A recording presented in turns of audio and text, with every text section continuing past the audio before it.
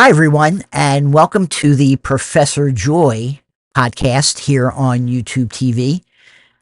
We're here every week, and we hope that you will enjoy this so much that you'll even download our app. It's available on Google Play and on Apple as well.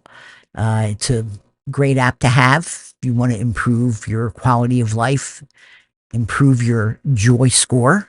We're always happy to have you. Today we have Professor Joy. How are you, Professor Joy? Very good. Thank you, Gary. Good. And Dennis, hello. Hello. And Steffi. Hi. And we have John. Is that right? Yes. John's John Klein. Hello, John. How are you? I'm fine. Good. Professor Joy, maybe you can share with us ways that JoyScore can help with this seasonal thing that happens. Well, the reality of JoyScore is something which comes from within us as humans, meaning we learn how to be joyful. So, what happens, there are two things which I like to talk about, and this is something we did or we learned at the time of pandemic.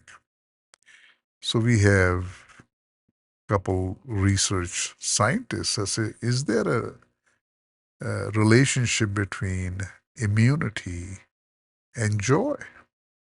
And we actually have a pitch deck which talks about it. That joy has direct relationship to immunity. As your joy score goes up, so does your immunity. And we found that improved immunity is the only way to fight pandemic, coronavirus, because coronavirus attacked people with low immunity. So if you improve your immunity, you can fight coronavirus better. So that was the outcome. The second thing we learned that once we become familiar with how to improve our joy score or joy, it becomes more of a universal reality to us. Meaning, it's like if you know how to bike, you can go anywhere on your bike. You can decide to go to LA or Montclair. It doesn't matter where you want to go. The bike can take you there.